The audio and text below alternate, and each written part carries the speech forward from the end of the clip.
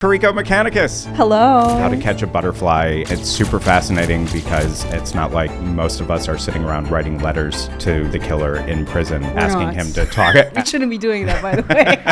One of the most random things that I've done in my life, there was a state visit of the Italian president, and for some reason, they asked me to be like the cultural entertainment of the whole occasion. You know what? Sure, let's do it. If you're gonna pay me, I'll go give you some beautiful entertainment.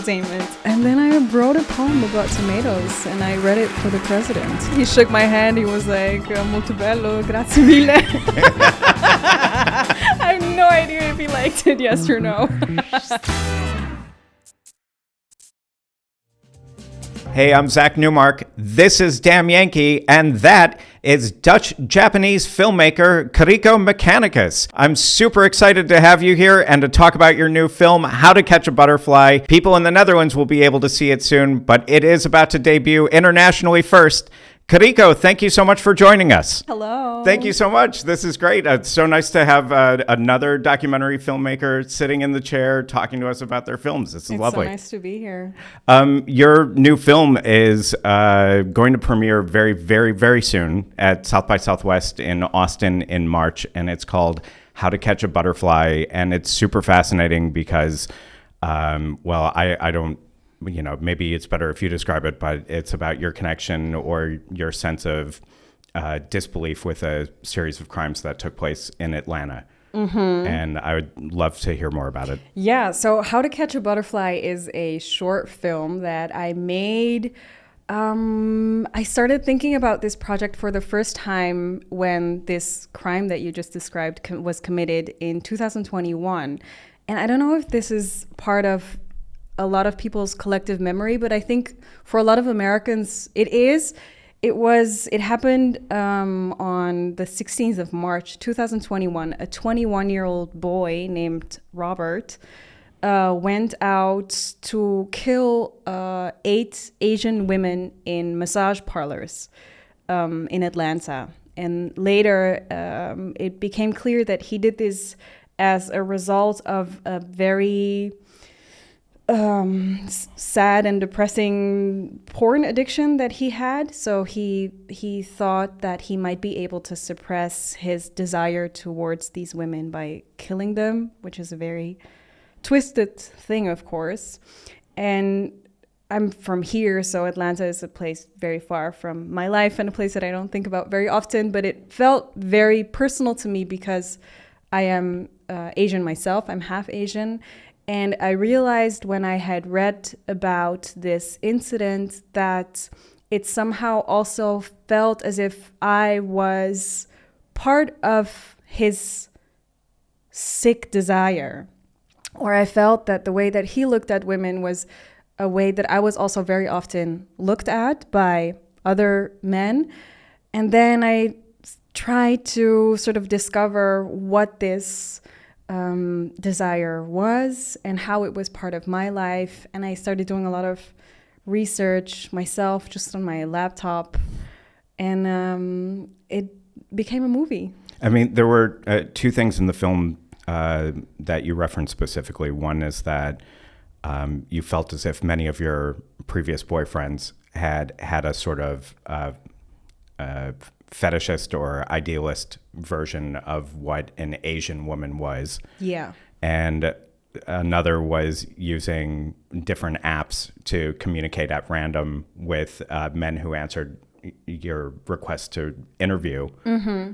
And that sort of fetishist way that they approached you as well. And before talking about that more, I want to know what was so fascinating to you. And so, obviously for anybody who knew about these murders, it was very disconcerting, but it's not like most of us are sitting around writing letters to the killer in prison, asking him to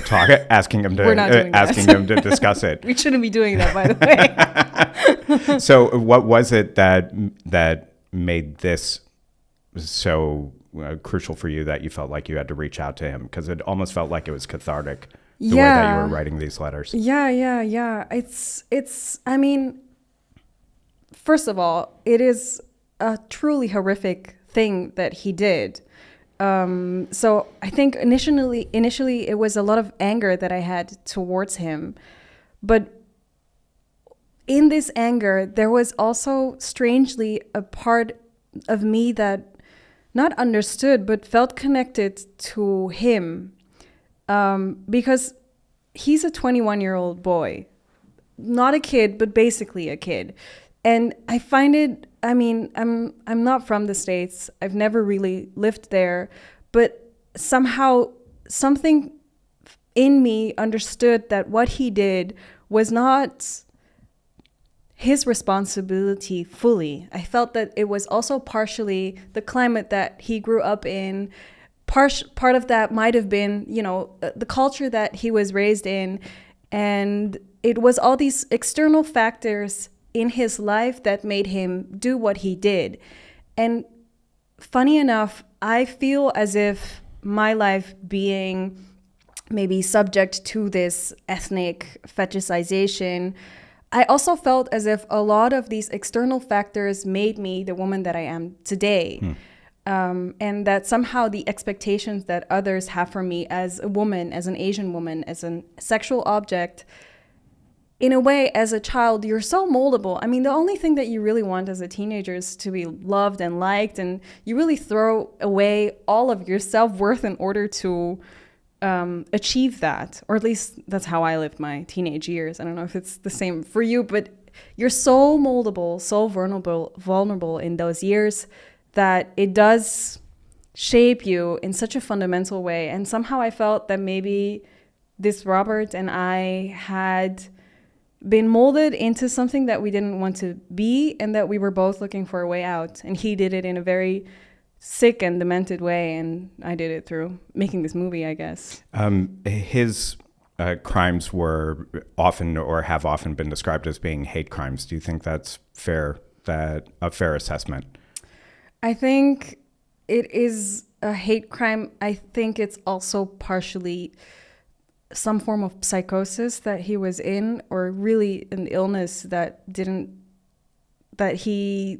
him lose his mind. I think also a lot of porn, and I guess a lot of porn that he maybe has watched, because he has watched a lot, is also... I don't mean to laugh, but it's just the phrasing of that I find it's just sort it's of shocking in a way. Yeah, I mean, because he was thrown out of... He was thrown out of his parents' house because he had a porn addiction. Now, it's good to know that he was raised in a very Catholic household. So, of course, a lot of taboo around sex comes with that also. But yeah, he was thrown out of his house because of his porn addiction. And I mean, it has to be pretty serious if it has come to that, Mm-hmm. And I think a lot of porn in the world, and there's a lot of porn in the world, but a lot of porn in the world is a form of hate crime as well. And I think specifically porn with Asian women, more than 50% of the porn with Asian women is rape porn. So, I mean, that is a huge fundament for the hate that made him do what he did. But I think that's not taken as seriously, because it's not as much of an incident of extreme hate that he expressed. It's more a day-to-day that we're very used to or accustomed to, or that we don't see the violence of. So in that sense, with the film, I also tried to not demonize him in what he did, but more demonize the whole idea how we as people look at Asian women. I mean, you do mention that at one point that you started making the film wanting to portray him as the bad guy in the film. Yeah. And in the end, I wouldn't say that he was portrayed as the bad guy, which also, as an audience member, is very disquieting to think of someone who murdered 6 Asian women, 1 white woman, 1 white man, and critically injured a Guatemalan man, I think. To not think of that person as the bad guy after watching your documentary for 30 minutes was also very uncomfortable. Yeah. I mean, he is a bad guy, and he's being punished for it as well. He's on death row in prison right now, which I have to say, I don't know if that is the way of punishing a person for doing what he did, but I think what I really try to do is show that we carry a mutual responsibility for this problem, even if we're not Asian women, even if we do not look at Asian women the way that he does. I think there is a general consensus of ethnic fetish, of sexual fetishes in general, that we don't discuss them. We're not able to express them. We have sick desires, many of us, that we don't bring into the world. And the more we suppress those, I think the more it leads to things like this. And I think punishing him for what he did is not the way to go about this matter. I think it's a communal effort. So I've lived here for almost 20 years here in Amsterdam. Yeah.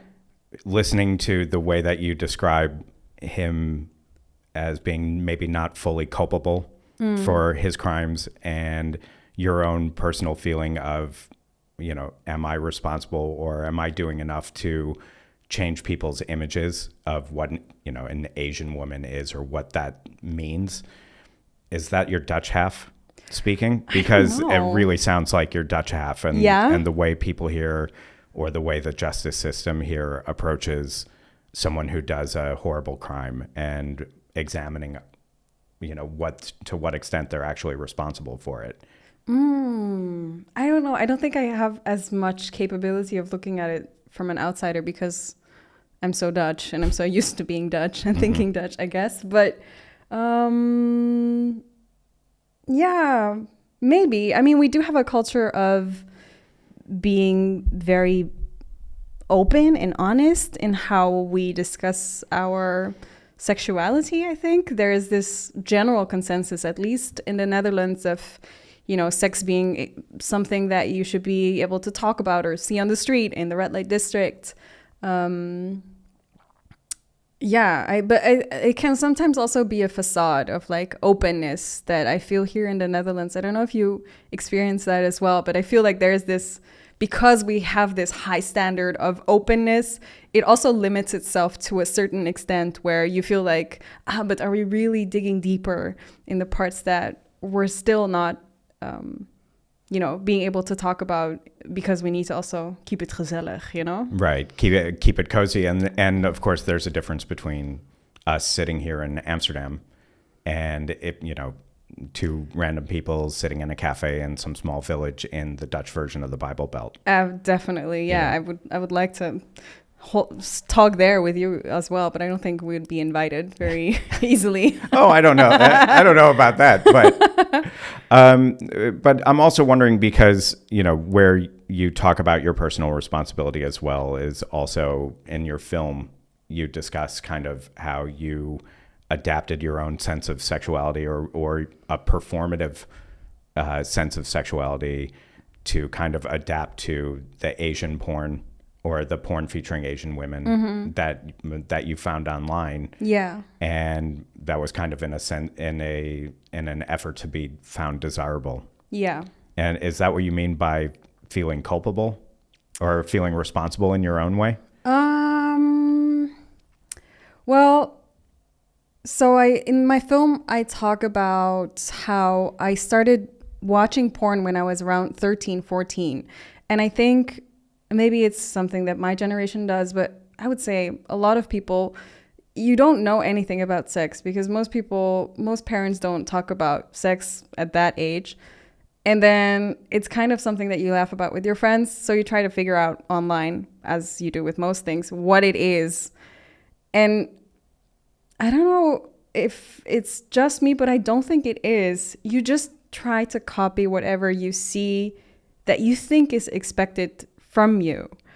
And in a way, it's very hard to get rid of those initial, very, founding standards of what sex should be later in life. It takes me, I guess I'm still doing it. It takes me a lot of time to sort of rediscover what my true desire is, not just in sex, I think in a lot of different ways. And the question is that the responsibility that I take within this? Well, because personally, I don't think that's necessarily your responsibility, how other people perceive you. But it felt to me that that's what you were expressing in your film. I think it goes both ways. Because say that I were to continue to not, be reflective off of this, and not say that what I do and how I perform my identity and my sexuality as a, continuation of how Asian women are being portrayed or have been portrayed throughout history.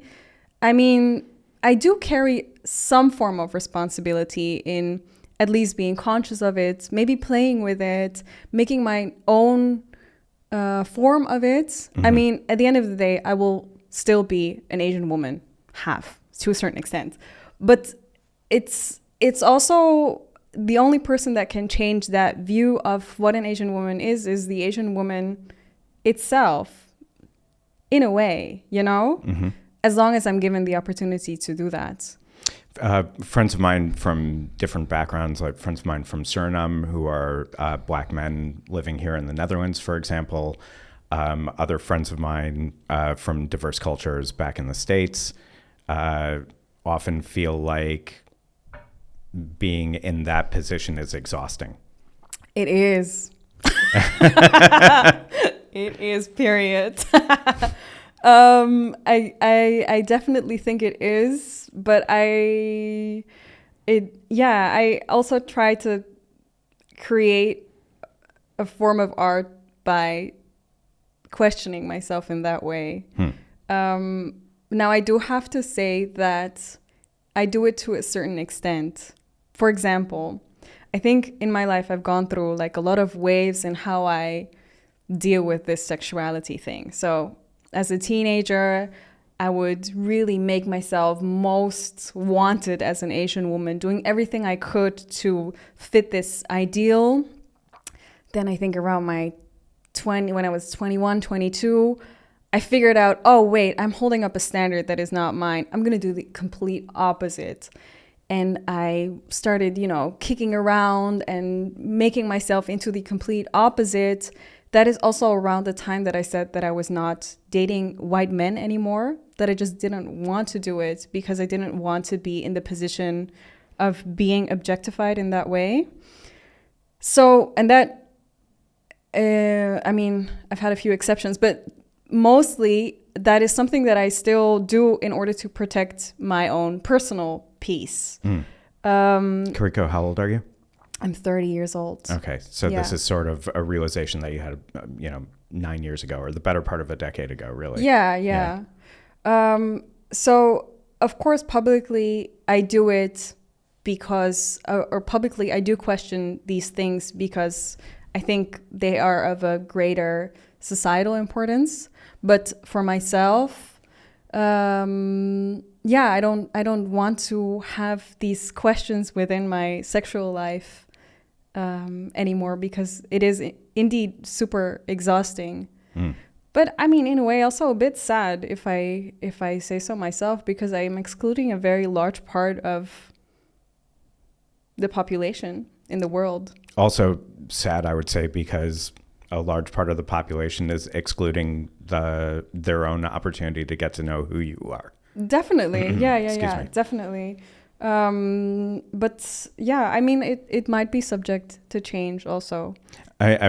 Your film shows you're clearly not the only person who feels this way, because you ask your mother very sort of direct questions about what it means to be a Japanese woman and taking on a sort of performative role, and whether the stereotype of Japanese women, which I would say we still see in pop culture, definitely that's produced today, and the way that she sort of rejects that sort of notion. Yeah. What was it for your mother that got her to that tipping point? The tipping point of not performing anymore? Yeah. Well, one thing that's not in the film is that I actually asked a lot of Asian women. I've interviewed a lot of Asian women, friends, family, friends of my mother, various generations, on how they experience this phenomenon. And I think one thing that I really that really struck with me from people from my mother's generation is that they really grew up in a very different era, where, for example, when my mother first came here around 1992 or 3, I think, she was one of the few Japanese women in Amsterdam doing her thing. So in that way, she really became the Japanese woman. It was her and her friends, basically, which really positions you in a completely different way.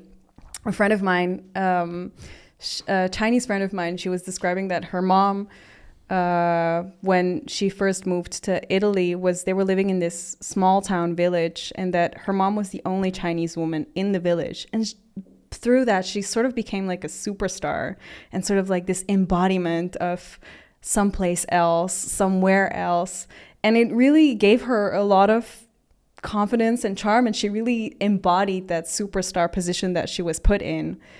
And I think we, of course, grew up in a different times, and me also being half Dutch, it really changes my perspective, because I don't really identify with Japan in the first place as much. Mm-hmm. My Japanese identity is the way my Japanese identity is perceived here. So that already makes it not my own, if you know what I mean. And for my mom, I mean, she has, I think, in a way, a bit more of a flexible relationship with her performativity, because she came here as an adult. Therefore, she was already a whole Japanese woman, knowing what her Japanese side was when she came here. And so, therefore, it was not something that she had to change intrinsically in herself as a part of her identity, but it was more something that she realized, I can use this in the moments that I want to. I can switch it off whenever I wish to. So that makes it, I guess, already, she has a more distanced relationship with it. Do you think, or I don't know if it's hard to ask you this because it's really a question more for your mother. Yeah. In a way. Let me try to get into her mind. Would your mother have had this realization had she not moved to the Netherlands in the early 90s? No. You know what? I just came back from Japan 2 days ago. And I was with my family in the countryside. My grandmother's from really middle of nowhere. And I was talking with my aunts about this. I was saying, like, I made this movie and blah, blah, blah. And it's about yellow fever. And they were like, what? And I was like, yeah, it's this thing where Western men have a thing for Asian women. And they're like, what? Why? And I'm like, oh, you don't know. You have no clue. And that's when I realized, oh, of course, if this is the place where you live and you don't encounter a Western man once in your life, then you don't even know that it is a particularly appealing thing. And it's a pretty big thing here as well. Mm-hmm. So I guess, no, my mother would not have realized. Yeah. Who's your father? What's his story? And are your parents still together? No. So my father is Dutch, and he passed away when I was 10. Okay. So sadly, I'm not able to ask him any questions about this. And I think in the early research of this film, of course, it was also a part of a curiosity that I had. Like, maybe I am a product of this thing that I'm trying to describe. Maybe my father had like an Asian fetish for my mom. Like, I don't think he did, but who knows? It's a question that I had to ask. And I will never know the answer because he passed away. Did you ask your mom about it? I did ask my mom about it. She thinks not. I also don't think actually, because the only Asian woman that he has been with in his life is my mom. And also, I think a big part of what I recognize as yellow fever is this very intense interest and passion for Asian culture, particularly Japanese culture, that a lot of my ex-boyfriends have always had and sort of projected on me. And I can say for sure that my father did not have that. So after your father passed away, were there other men that kind of stepped in as sort of like male role models as you were a kid growing up here? That's a great question. I think not so many. My mother made a very beautiful decision to raise me with a lot of her friends, a lot of her girlfriends. So a lot of her mostly Japanese friends who were living here in Amsterdam. Whenever my mother would have to go away for work or for travel, I would stay with her friends, which made me understand, I think, a lot about how different people live, but also to become part of this Japanese Amsterdam community in a very profound way. So in that way, I did not have a lot of other new male role models, but I do have a lot of women that I look up in life. Who was kind of that, or was there a sort of one person or one family member that made you, that sort of helped you develop what your artistic sense was, or, what your influences were? I think my parents are a very essential part of that. I think as people, but also as artists, both of my parents are artists. And I think that has, of course, largely influenced me in doing what I do now, or becoming an artist in general. I mean, that's I wouldn't say it was expected from me, but it's a very normal thing to think that you might become an artist yourself if that's the household you grew up in. I think it's, the greatest privilege that I have. Your parents were artists, or are artists in what way? My father was a photographer and writer, and my mother is a pianist and performance artist. Wow. Yeah. So then you see that and you think, oh, I don't want to have anything to do with it. I'm going to study history. And then, of course, it comes back to you. Yeah.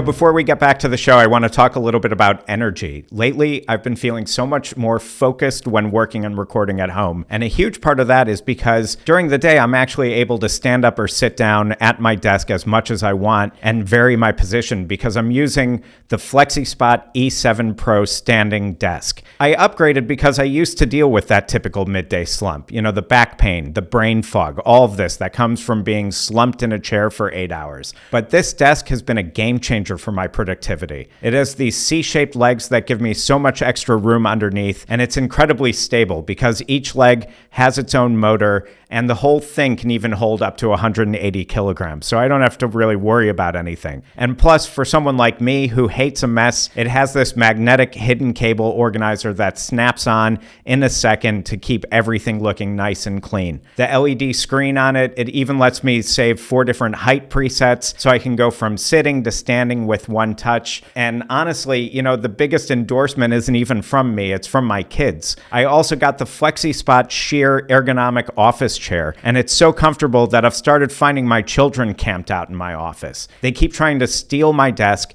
and steal my chair to use as their own homework space. I literally have to shoo them away whenever I have an interview scheduled just so I can get my seat back. So if it's good enough to make kids actually want to do their homework, it's probably the real deal. Find out more at flexispot.nl, and for listeners outside of the Netherlands, visit FlexiSpot's local website to find their local products and discounts. FlexiSpot offers a variety of standing desks, ergonomic chairs, sofas, and more to meet your needs. I've put the link in the show description. Please browse it and shop there to upgrade your own space. Did they have regarding your ex-boyfriends, did they have a real obsession or appreciation for actual Japanese culture or aspects of Japanese culture that they thought were the real Japan?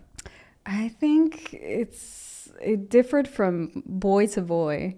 But yeah, Japan is a weird place.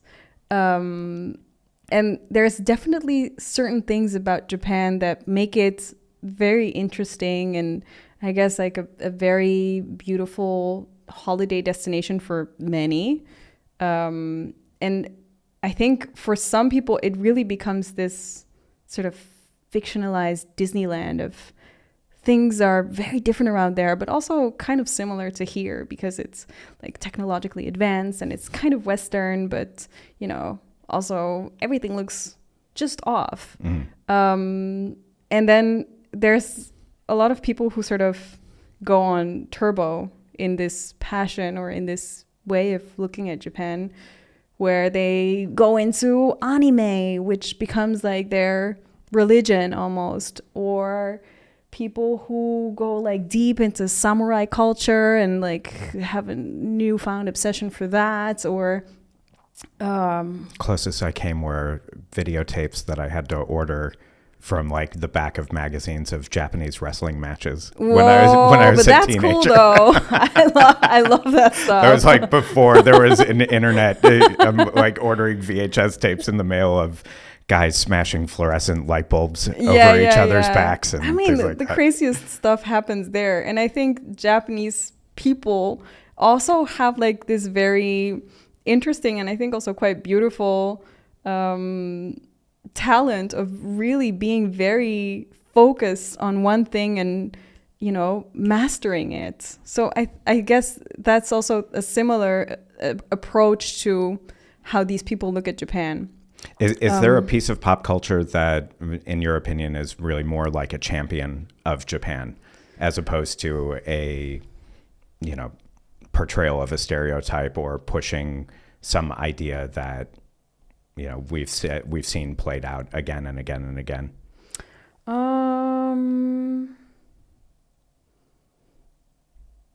I think Japanese craftsmanship is really something else. And I see that in the broadest form because I think Japanese people, when they put their minds to something, they can really become a true champion in whatever it is that they're doing. They can make the best Italian leather shoes if they want to, or truly the best, I don't know, wooden clogs. They can master it. How dare you, Kiriko? They can do it all. I think it's also this sense of self-sacrifice in order to make the most beautiful thing that reappears again and again in various parts of Japanese history. That is, I mean, on one side, very harmful because it means that you also lose track of what is maybe really important in life. But on the other hand, it really creates the most beautiful things in the world. And that is one thing in Japan that I love seeing when I go there. However, were I to live there, it would be dreadful because you're in this hassle of self-sacrifice in order to create something magnificent, which is, I don't know if that's, a healthy way of living. Because it goes for everything, It's the best, how do you say that? Customer service in the world. It's the best, wood, plastic, anything. It's just stellar. But also, people are extremely unhappy. I've had my Dutch citizenship for exactly one day, and I find myself I find myself unnaturally offended that you think they could make better clogs. Oh my God, come on. They could. Congratulations, by the way. Whoa, after 20 years. Yeah. Damn. Yeah. Did you celebrate already? I'm like a glass of cava and neat. Yeah, a nice, a little nice thing at home. But, with the way that you talk about that idea of sort of like a collective sacrifice or to push and put out whatever the best thing is that you can put out or treat people the best way that you can treat people, but then you're actually living here, and those are quite different cultures where the Dutch culture is not what I would say one that's fully of collectively pushing everybody forward together. No, And so do those two sides of you butt up against each other internally? I don't think so much, because I'm actually really Dutch. I mean, my mother tried her best to raise me in a Japanese way, but at the end of the day, I think she has also already been quite accustomed and adjusted to Dutch culture, and I think she wouldn't be able to move back to Japan either anymore. So not really. And I think that is also a great privilege that I have to visit Japan as an outsider and to go there and enjoy the things that I love most about the country, and to then come back here, reflect upon it, make a movie about it, be free in my way on, thinking what I think that country really is. Whereas I don't think Japanese women, particularly in Japan, have that freedom. It's still an extremely sexist country. And there's a reason that my mother decided to leave it, because she wouldn't be able to do what she wanted to do if she would still be there. And then, also, did that drive your artistic decisions that you made for How to Catch a Butterfly? Because here, on the one hand, you're talking about, murders that may or may not have been related to someone's lusting for Asian women. Mm-hmm. On the other hand, you're also using your own nudity, using different shots of underwear in a way that are, I would say, are at once sort of meant to be provocative, and in other ways are just supposed to be hanging on a clothing line, mm-hmm. Just flapping in the breeze like any other piece of clothing in a way. At one point, there's an image of what seems to be a naked woman sitting, and I don't know if it's you or somebody else, but sitting on the bed almost crying. Mm-hmm, mm-hmm. And so how does your background drive making decisions like that for your portraying in your film, for use in your film? That's a great question. I guess all of these things were not part of my film when I started writing letters to Robert, and that I decided that I wanted to make a film about yellow fever. It was by no means my idea to include myself in such a sexually explicit way in the film. However, I discovered while I was making it and while I was talking with people about it that this idea of a sexualized Asian woman is something that you need to see in order to understand what this desire is.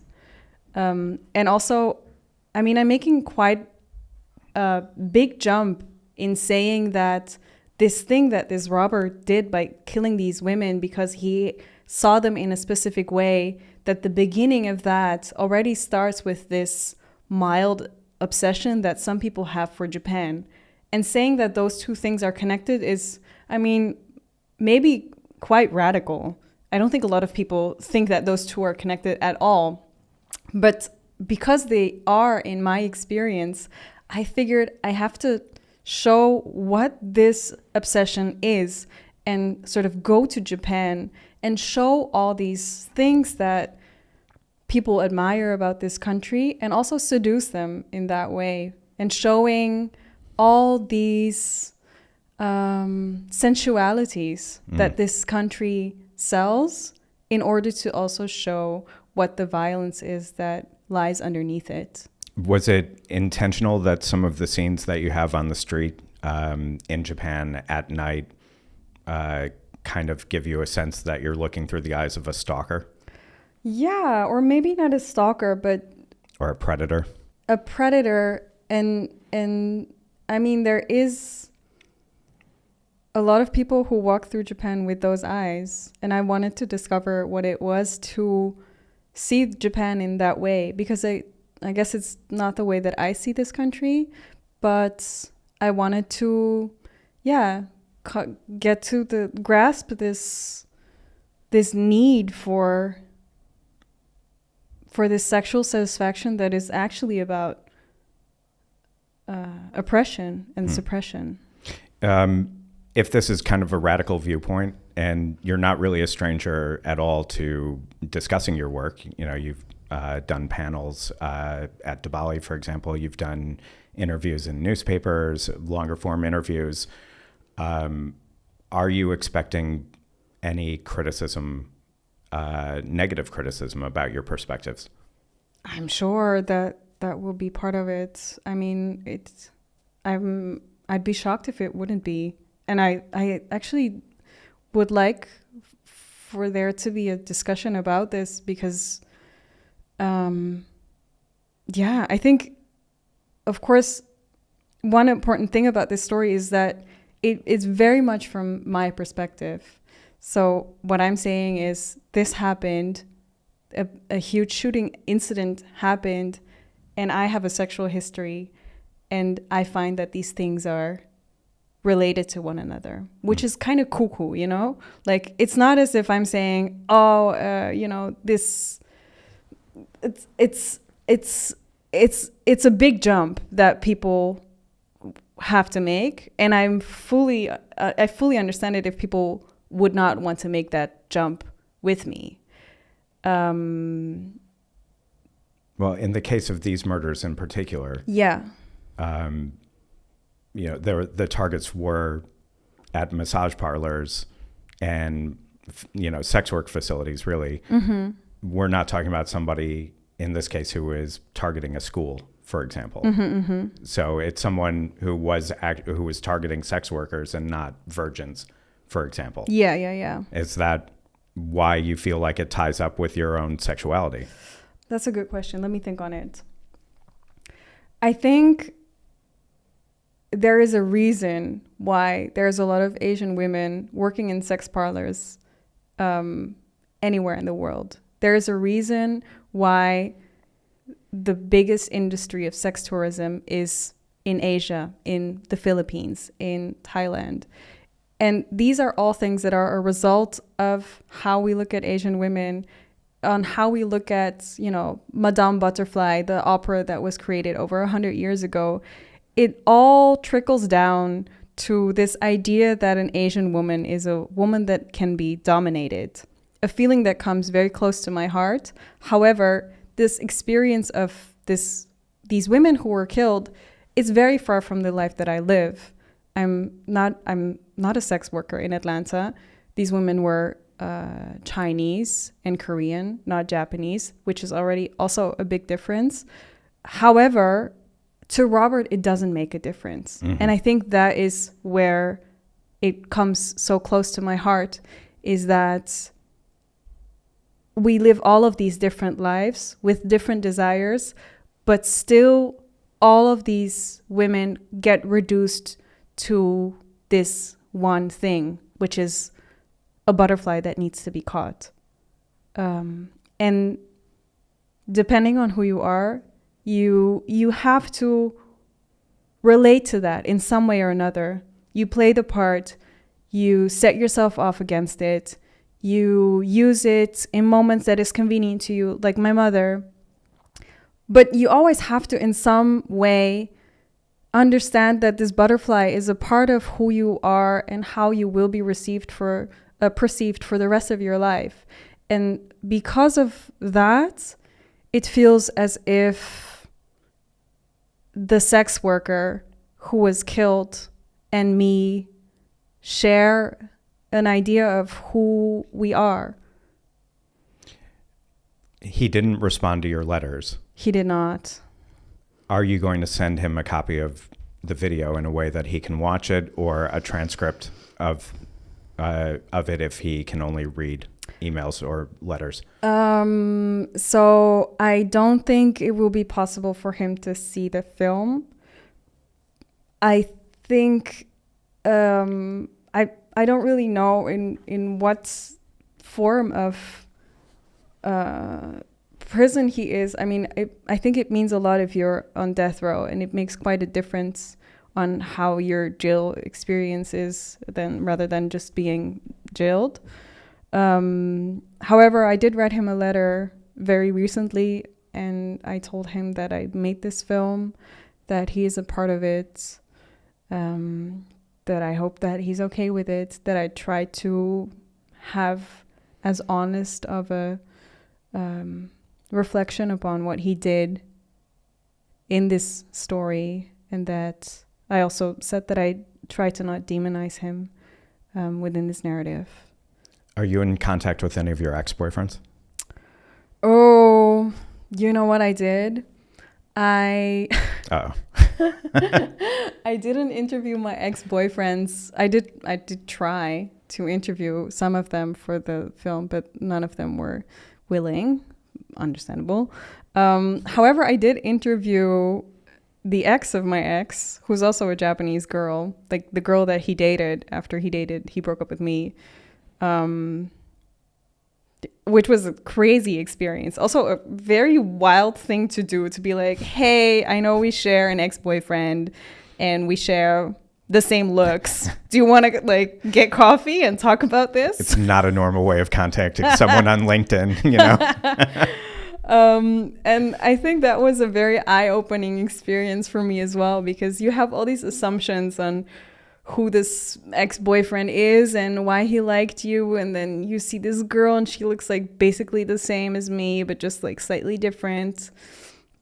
So it was really nice to talk with her and sort of understand how we both relate to this. With regard to your research methods for How to Catch a Butterfly, but also other films, you kind of take an unusual approach to how you reach out to some people. Mm-hmm. Can you talk about that a little? For sure. I think it's something that I started doing when I was in New York at the New York Film Academy. I was only there for 1 semester, and we were giving all these assignments on, you know, making short portraits of people and trying to find interesting stories in New York. And of course, New York is a place filled with crazy stories.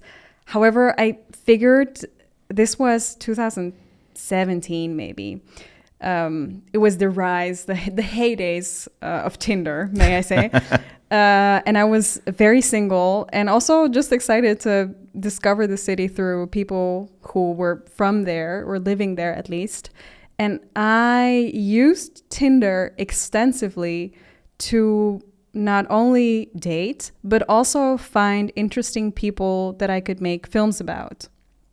And it was a very easy and successful method, because the moment that you say, I think you're interesting and I would like to make a film or a short movie about your life, most people will say yes. I mean, if it comes from a genuine place, it's an honor to be able to, I mean, I would say it's an honor to be able to meet someone in that way. And I got in the weirdest places because of that when I was in New York, and I realized, oh, this is, I think, something that I can continue to do for just in general as a documentary filmmaking practice.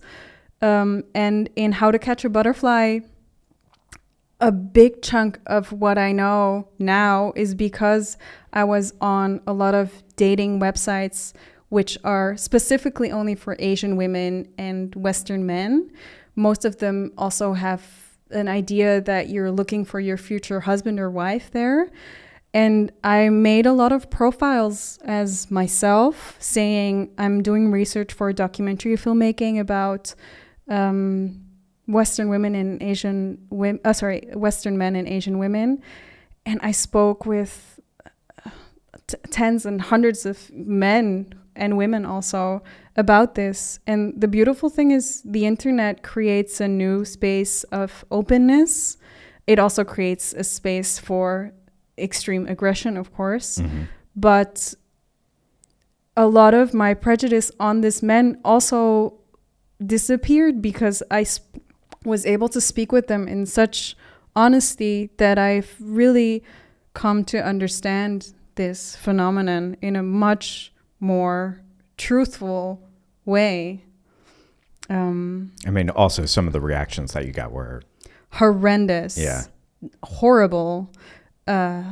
Like beyond offensive, like extremely racist and sexist and really disgusting. But still, people told me those things knowing that I was doing this research, and it's just what they thought and how they believed the world looked like. I mean, I think I would have never gotten these answers out of people if I would have put a camera on them and, you know, met them through other ways. It was really the only way to sort of get to the core of this thing. So, yeah, it was very effective. Are you going to keep using dating apps as a tool for your filmmaking? If it's the most, I think if I deal with subjects of love and sex, then it's an essential part of understanding love and sex in this day and age. I mean, most of it now goes through these apps. So if the theme calls for it, yeah, for sure. Yeah. Are you afraid there comes a moment where it becomes gimmicky? I think I have an antenna for that. I think, yeah. I mean, if it will become gimmicky, then I think I'll know. But yeah, I think specifically these crazy dating apps for such a specific ethnic request is already so obscure, I find, in itself, that it's very worthy of telling, in my opinion.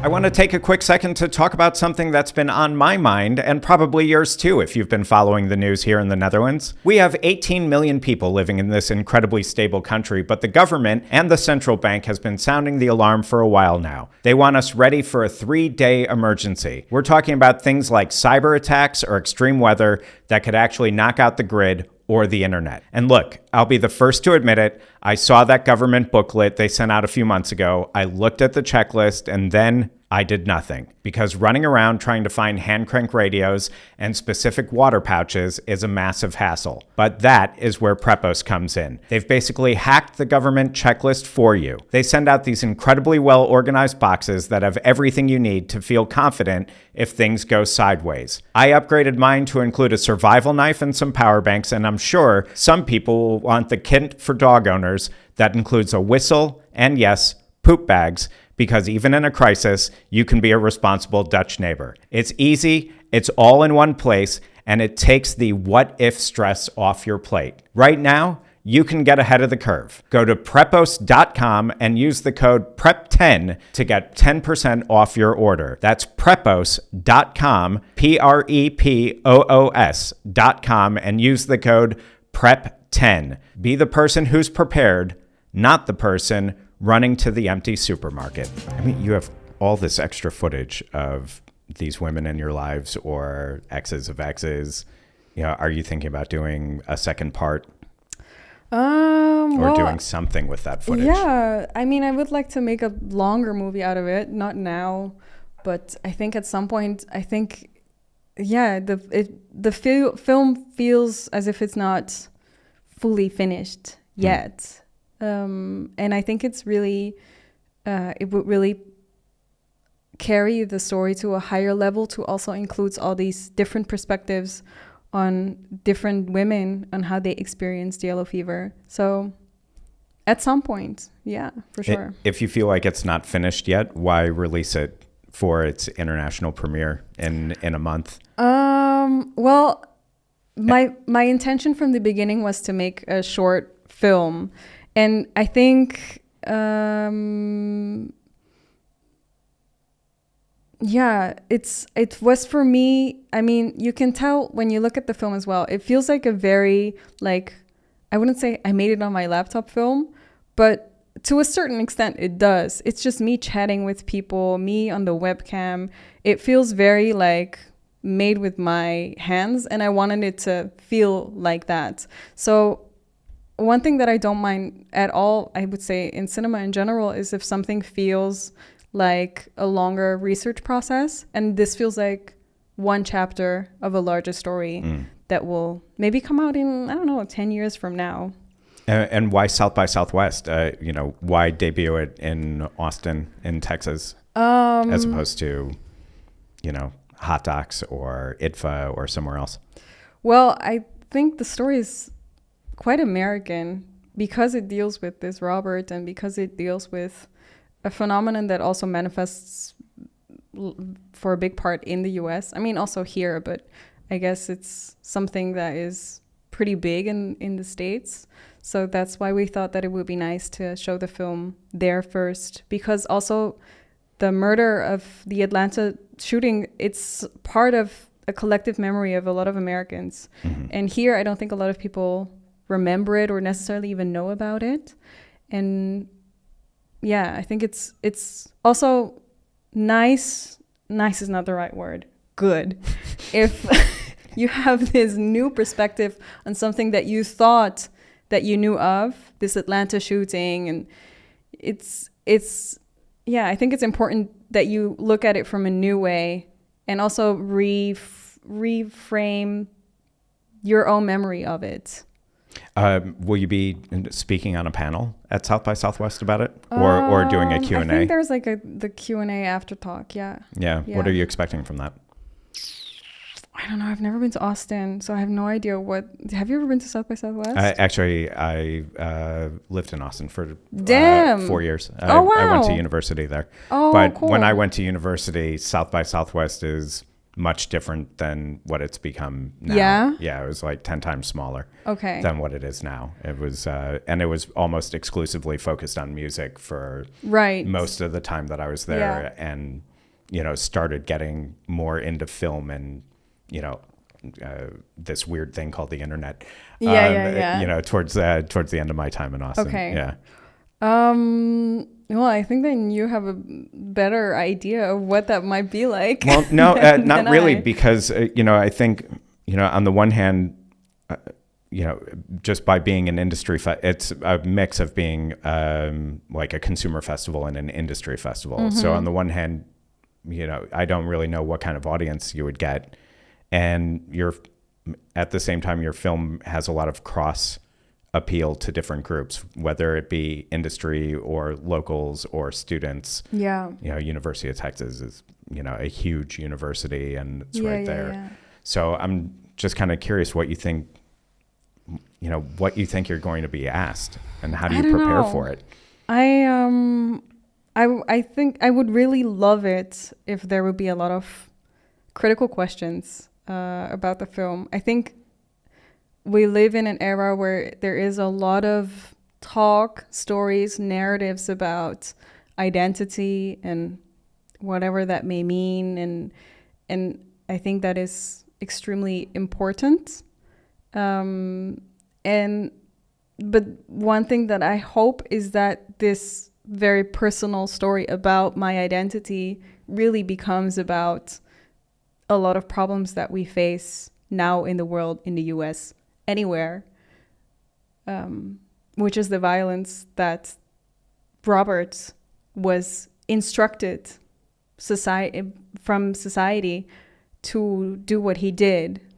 So I hope that that is the conversation that we can have in Austin, but who knows? Those murders also were really a sort of catalyzing element to the Stop Asian Hate movement in the U.S. But of course, when there's discussion about Asian hate in the Netherlands, it's very different. It's often, it was obviously a conversation during the coronavirus pandemic. Yeah. People getting spit on trams, or shouted at on the street, or, assaulted on the street. But it wasn't obviously the same as what happened in Atlanta. Mm-hmm. And the discussions here in the Netherlands are also very much around cultural discrimination. Yeah. Songs that kids sing, during school. Yeah. I'm wondering how, as somebody who was living in Amsterdam during that time, how you reflected on the Stop Asian Hate movement, but here in the Netherlands. I think it was essential and important, and it was, I think, a very clear also effect of the protests that happened 1 year prior, the Black Lives Matter protest. I mean, they are, I think, in a very direct lineage of each other, and. Do you think we're in a better place now compared to 5 years ago? here in the Netherlands with regard to cultural sensitivity towards people with Asian heritage? I think to an extent, yes, because before there was no conversation and now there is. However, I think in the Netherlands, but also in the US, we're also stuck in this idea that we have a conversation that is primarily or a lot about representation, which only is like such a minor element of how societal change can occur on a larger scale. And I think there's also a very large focus on only the things that happen within our own country. And of course, that is extremely important. And I think it is very important that Asian people here in the Netherlands are respected, treated equally, all the things that this movement is fighting for. However, I think one thing that I find that we as people do not talk about enough is how, for example, Dutch people go to the Philippines to there exploit sex tourism with Asian women, with minors. Yeah. And we are very easily sort of shaking off the responsibility of all the things that we do outside of our nation.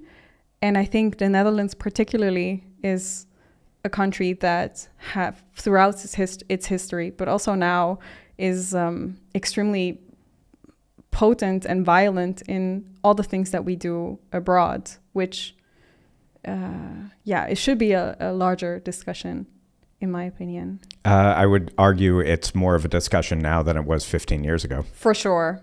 I agree. Yeah, I agree with that as well. But also we live in a complicated time in a lot of ways. And we're also, I feel like a lot of the discussions that we're having are also happening in echo chambers, and we're repeating the same things to our own bubbles. And it's sad and complicated. How do you personally break out of those bubbles? Well, I guess making films about taboos is one way of doing that, hoping that people who are not necessarily accustomed to seeing films about ethical fetish and sexual taboo will then visit the film and have a new perspective on something. I think that is one way. Maybe the primary way also. Another way that I think is something that I try to apply more in daily life is I've recently started to try to have more conversation with people on the street, whether that be random, my neighbors that I don't know. I see something that sparks my curiosity, and then I ask someone about it. I think that is something that we don't do a lot, that I hope, creates more openness. I don't know if it's working yet, but it starts by saying just hi or hello to people that you see frequently. Even if you don't know them, just the visual recognition, a lot of it can start there. Yeah. Do you have your ways or breaking out of your bubble? I say hi to if I make eye contact with someone, I do the man head nod. But if they're if it's someone who you see frequently, I start saying hello to them or good morning or whatever. And my son's kind of baffled by it. My son's 11. And he'll always ask me, do you know that person? I'm like, no, not really. I mean, I just see him on the street. He's like, why do you say hi to them? I'm like, why shouldn't I say hi to them? And that's sweet. Yeah, it's I think it kind of starts with just an acknowledgement that, you're in the same space with somebody. In a way. Yeah. But maybe that's how we save the world. Shatter our bubbles that way. But also in that way, I mean, you've described yourself as someone who, sort of really goes after that power of yes and saying yes to kind of whatever comes up in front of you. And, what are some of those directions that that's taken you in? How has that affected you? Well, I mean, I'm sitting here today as a documentary filmmaker, but I think that is only a very small chunk of the things that I try to fill my life with from a day to day. And yeah, I think it's also generational that we're all freelancers who are not, being able to define ourselves through one profession. So then you just have all the professions. But I try to do it all, and I find the excitement of being a beginner at something very fun. And I think it's also a very fresh way of continuing to challenge myself in being able to do things that I can't do yet. What are you doing now? Oh my God. So I just came back from Japan, right? And then you have Japanese tea ceremony. I don't know if you're familiar with it, but it's a thing that Japanese people have been doing forever, hundreds of years, where it's a ceremony where you drink tea together. It used to be a thing that summarized it together in order to create peace within a space. But people do it still, and it's very refined, and it's all these, it's extreme symbolic care for the simple act of drinking tea, which I think is beautiful, because that form of attention is not something that we have in our lives ever. So you have all these objects that you use for a tea ceremony. And all the objects have their own container, which is like a small sachet, a pocket that is beautifully made. And every cup has its own handmade pocket. Beautiful. And I was sort of fascinated by all these little pockets, and I tried to sort of like go look everywhere throughout the country to sort of see how they were made. And I asked my grandmother, who was like very good at sewing, like to sort of figure out how to make these. Mm-hmm. So that's my new thing now. Is making pockets for tea ceremonies. For objects. Yeah, no, for anything really. I will make them for anything. And I mean, it sounds silly, and it sounds like a very I don't know, hobby thing, but I think there's something very fundamental in this precise care for the things around us that we don't have, putting hours and hours of work into creating protection for things that might seem meaningless to us, but might need a little more care than we give them. I feel irritated lately that we're such a throwaway culture. Yeah, we really are. With, anything from plates to furniture to, really whatever. And I don't know, I find that not just bothersome from a wasteful perspective, just like the volume of trash and resources that we throw out. But also because these objects don't mean anything to us anymore. Whereas I feel, if we were to know how things were made and where they come from, what this stone is and where it was dug up, then we would have so much, like almost as a symbolic religious respect for the objects that surround us. Whereas I have no clue how anything is made, truthfully. Not even the cameras that I use. So I'm trying to get a better understanding of that also through this process. Do you kind of feel like you're a gig economy worker?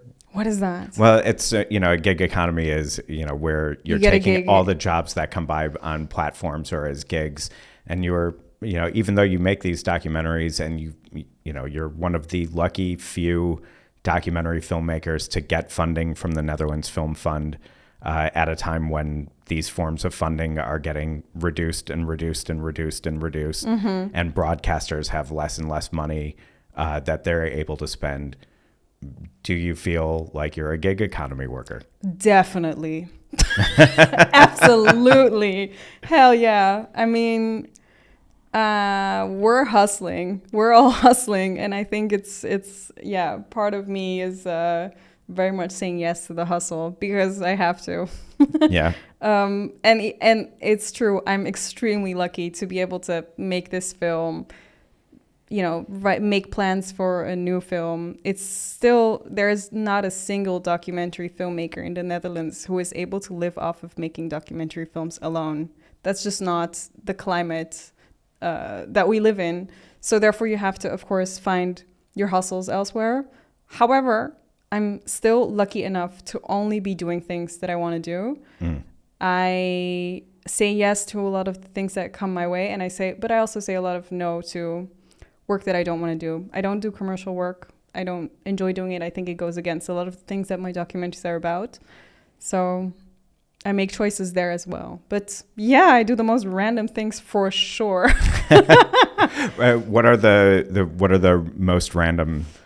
Oh my God. Projects that you're working on now, or recently? One of the most random things that I've done in my life is, so it was 3 years ago. It was the 30-year anniversary of the Treaty of Maastricht, which is when the European Union was founded.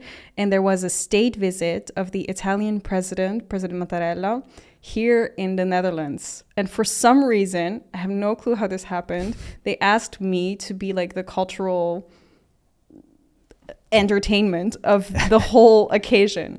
So they were like, Kiriko, we know that you've studied in Italy and that you speak Italian. President Mattarella is coming. Can you do something for us? And I was like, girl, I'm really a random choice for this whole event, but you know what? Sure, let's do it. If you're going to pay me, I'll go give you some beautiful entertainment. And at the time, I was working on a documentary about tomato pickers in the south of Italy. And I thought, you know what? Let me get into this mood of what it's like to be in those fields, and then without making it too political, because that was not allowed. And then I wrote a poem about tomatoes and I read it for the president. That was really a random ass gig. What was the president's reaction to I your don't know. tomato He shook poem? my hand. He was like, molto bello, grazie mille. I have no idea if he liked it, yes or no. But yeah, I think that is my prime weird thing that I did. Of course, also, aside from studying here, and you lived in Rome as well, you also studied briefly at the New York Film Academy in New York as well. What made you kind of choose to go to Rome and choose to go specifically to the New York Film Academy? When I was 18, I had already made quite a clear decision on wanting to leave the Netherlands. I think I actually already made that decision way earlier. I think I never really clicked with this country in the first place. I think I only came to appreciate it later in life. But I knew that I wanted to study history.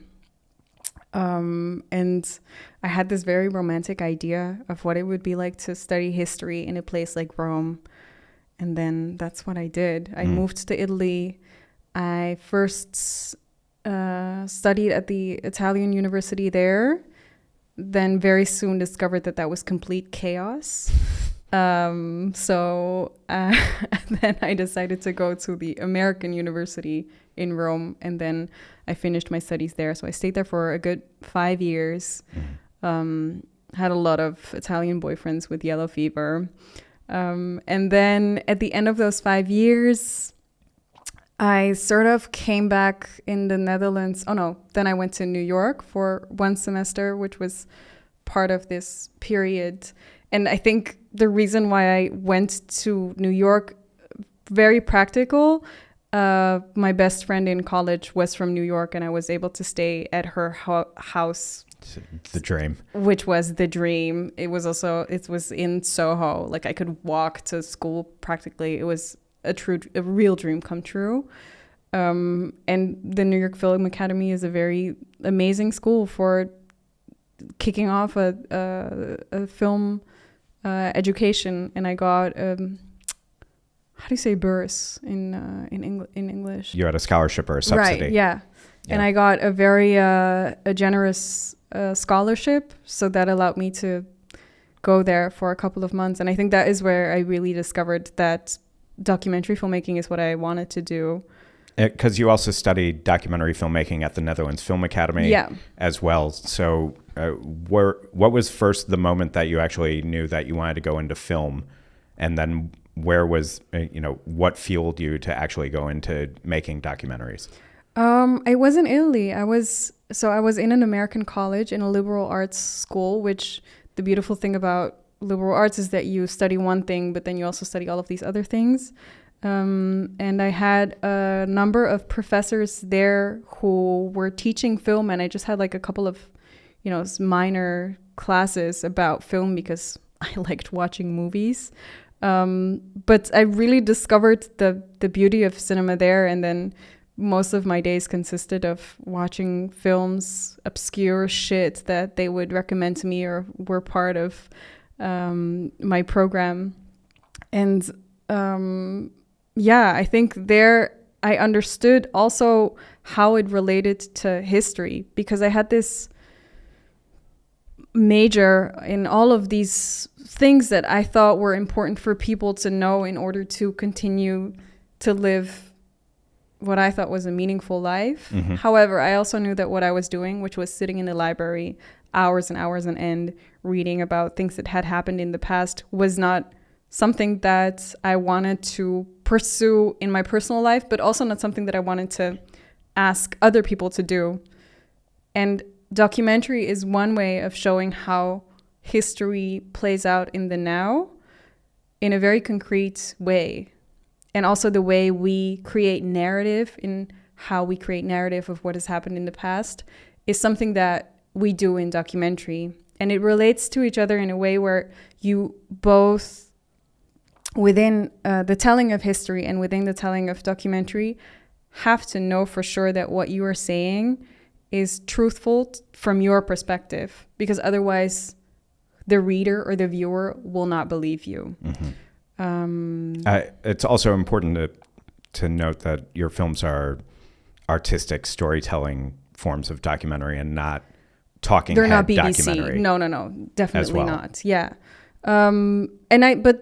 So documentary is one way that can combine all of these things, right? It deals with history, it deals with the now, but it also has a free form on showing this history in any way possible, going for abstraction, animation, anything really that feels most relatable to the thing that you're trying to convey.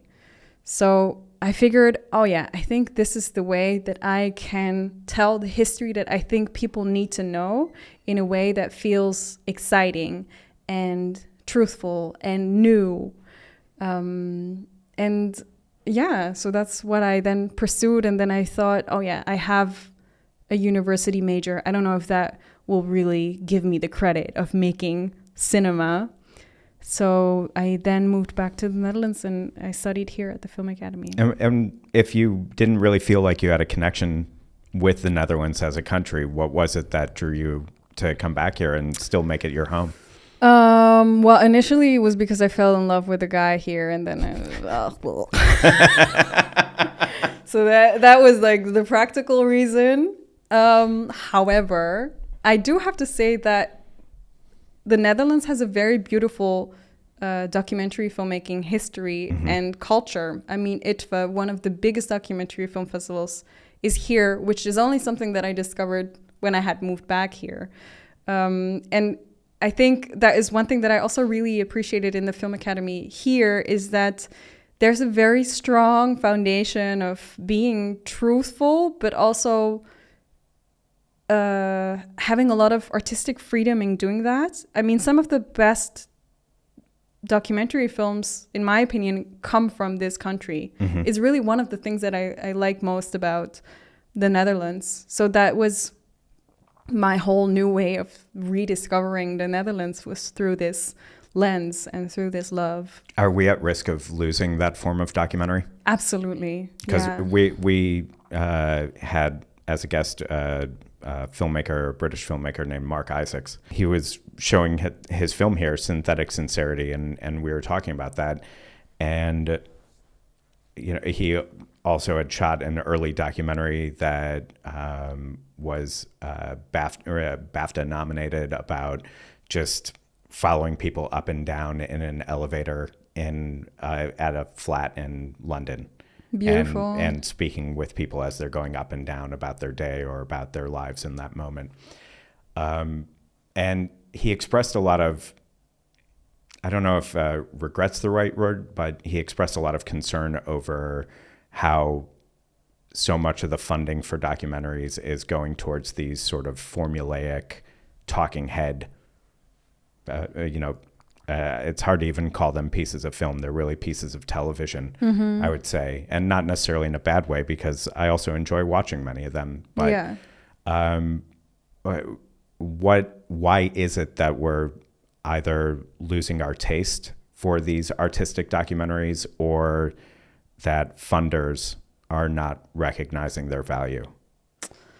I think we're losing our attention span mostly. And there is something very conflicting about watching documentaries. I mean, 99% of the time, they're about something that you don't want to see because there's a reason that you haven't seen it previously. It's because it's probably oftentimes quite horrendous. Documentaries show parts of history that are unshown for a reason. And it takes quite some, I would say, modern day courage to put your attention to something that you don't want to see. And I think because this courage is maybe not the right word, but this willpower becomes less and less, even in my own life. I mean, it's, I'm like everyone else, super addicted to my phone and to all the shitty things that I see every day. It just becomes harder for us to really put our minds to something, and therefore for people to actually produce these things. However, because of that, it only becomes more and more important that these things that documentaries are being made, and also made in a way that leave us with questions rather than answers, and sort of require a new form of watching things, maybe even requires a form of, boredom or extended attention that we don't really experience in daily life anymore. It's so essential to exercise this, because it's maybe the only way that we can still exercise this in the first place, and to have a real fundamental understanding of lives that are not our own. This direction that we're going in, does it give you more resolve to continue what you're doing, or does it dishearten you and have your eyes on the horizon looking for something else? No.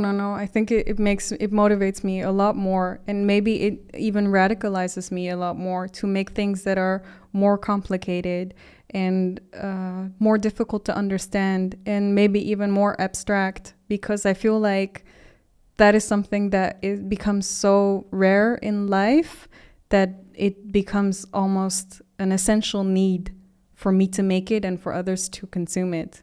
I mean, we barely make an effort for anything anymore. We're sort of like drowning away in our comfort, in everything, how we live, in what we see, in how we consume it. I think there is a very important basic need as humans for us to consume something that is maybe not understood in the first place, but puts question marks in our life that we will maybe get answered years from now. I think that's something that I miss in my personal life, and therefore I feel like I need to create it. So do you have an eye for what your next project's going to be? Yes, absolutely. Yeah. And what is it? I'm now doing a lot of research on magicians.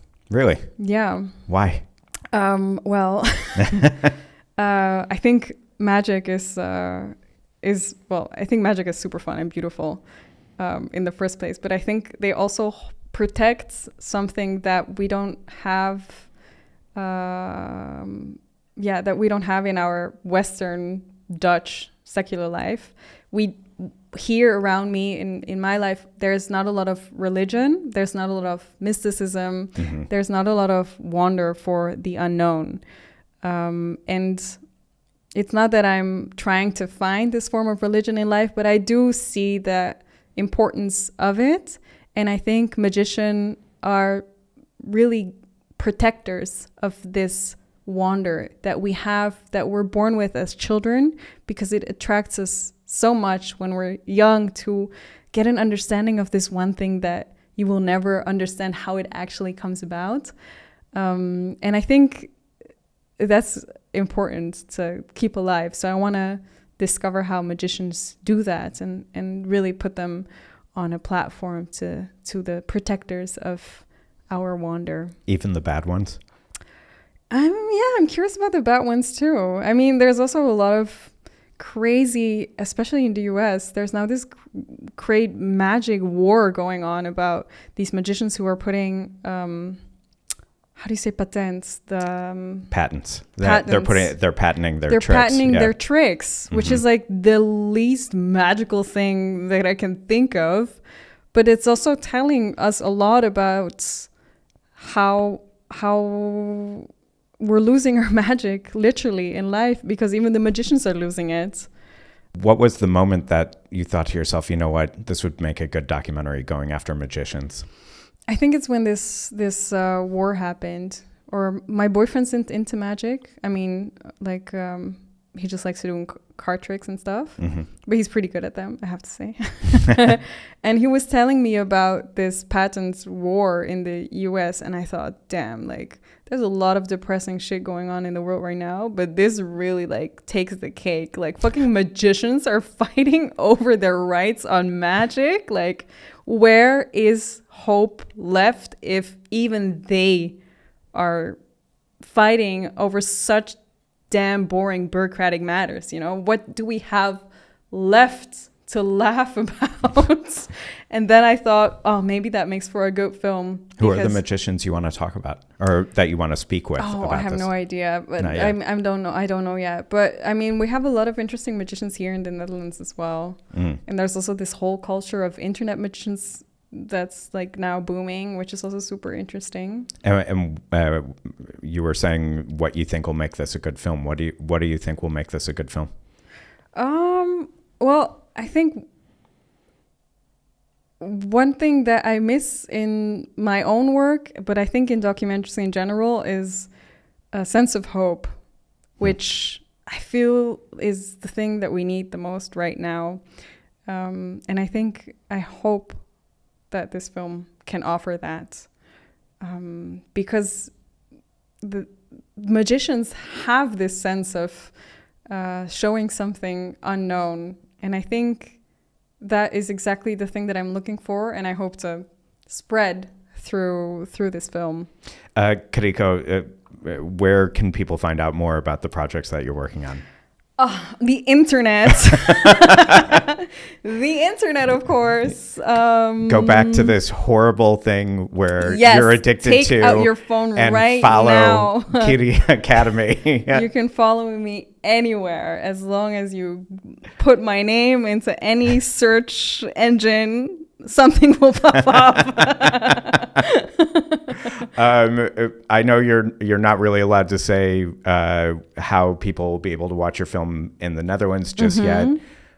When you do make that announcement, which I'm assuming will be soon, where will the announcement be? I will most definitely put it on my Instagram, which is @Kiriko Academy, and I will also definitely put it on my website, which is KirikoMechanicus.com. And yeah. Kiriko, thank you so much. I really appreciate you spending so much time with us, and Good luck at South by Southwest in Austin. And thank you so much. I hope you get to eat barbecue and have some nice drinks while you're there. It's going to be a good time. Thank you so much for having me. Thank you. This episode of Dam Yankee was produced by Marcus Engel and Laura Bodger. The show was created by me and Peach Rizzo.